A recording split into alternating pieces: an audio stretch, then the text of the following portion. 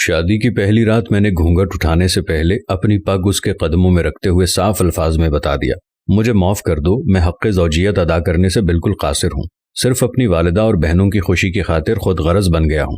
اس نے وہ پگ میرے سر پر رکھتے ہوئے کہا، آپ جیسے بھی ہیں میرا سہاگ ہیں، میرا نصیب ہیں، مجھے اب آپ کے ساتھ ہی رہنا ہے۔ اس دن کے بعد اس اللہ کی بندی نے میرے ساتھ 30 سال گزارے، میرے گھر والوں کی ہر بات برداشت کی، بانجھ ہونے کے طعنے بھی سنے مگر میرا پردہ رکھا۔ قبرستان میں قدم رکھتے ہی ایک مہک نے استقبال کیا۔ یہ خوشبو اس سے پہلے کبھی نہیں سونگھی تھی اور نہ محسوس کی تھی۔ میں ہر جمعے کو صبح فجر کی نماز کے بعد اپنے والد صاحب کی قبر پر جاتا، فاتحہ خوانی کرتا اور وہاں سے ہی اپنے آفس چلا جاتا۔ ایک عرصہ ہو گیا تھا مگر آج میں نے قبرستان میں ایک نئی خوشبو محسوس کی جو مجھے بے چین کر رہی تھی۔ یہ خوشبو کسی طرح سے بھی دنیاوی خوشبو نہیں لگ رہی تھی۔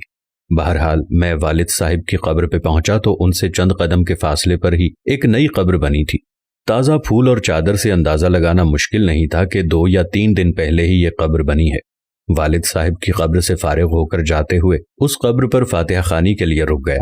فاتحہ خوانی کے دوران محسوس کیا کہ خوشبو اس قبر سے ہی آ رہی ہے۔ کنفرم کرنے کے لیے قبر کی مٹی مٹھی میں بھری تو ایک دم ٹھٹک گیا۔ قبر کی مٹی ٹھنڈی تھی جیسے نم ہو، جبکہ مٹی بالکل خشک تھی اور کمال حد تک ٹھنڈی تھی۔ بہرحال مٹی کو وہیں قبر پر پھینک دیا اور ہاتھ جھاڑنے کے بعد چل پڑا۔ بھائی کی دکان کھولی، پہلا گاہک آیا، اس کو سامان دیا تو اس نے کہا، زمان بھائی آج خوشبو تو بہت کمال کی لگائی ہے۔ خوشبو؟ کون سی خوشبو؟ تو اس نے کہا، زمان بھائی خوشبو آپ لگاتے ہو اور پوچھتے ہم سے ہو کون سی خوشبو؟ بہت بھلے مانس آدمی ہو آپ۔ یہ کہتے ہوئے وہ چل پڑا۔ میں نے جب اپنے ہاتھ کو سونگھا تو وہی خوشبو میرے ہاتھ سے آ رہی تھی۔ تمام دن میں اس خوشبو کو محسوس کرتا رہا۔ ہاتھ دھونے کے باوجود بھی میرا ہاتھ معطر رہا۔ اگلے دن ہفتے کو بھی میں نہ چاہتے ہوئے قبرستان چلا گیا۔ والد صاحب کی قبر پر فاتحہ خوانی کے بعد اس قبر پر فاتحہ خوانی کی۔ کس کی قبر ہے؟ یہ کون ہے جو اس قدر نیک ہے، جس کی قبر ٹھنڈی اور خوشبودار ہے؟ ایسا کون سا عمل کر دیا کہ اتنا بڑا انعام پا لیا؟ اس بات نے مجھے بے چین سا کر دیا۔ گورکن سے اس قبر کے متعلق پوچھا تو اس نے بتایا کہ خاتون کی قبر ہے۔ یہ جان کر اور بھی حیرت ہوئی کہ عورت کو اس قدر شاندار مقام کیسے ملا۔ اگلے دن اتوار تھا۔ دیر تک سونے کی عادت ہونے کے باوجود صبح فجر کی نماز کے وقت اٹھ کھڑا ہوا اور قبرستان روانہ ہو گیا۔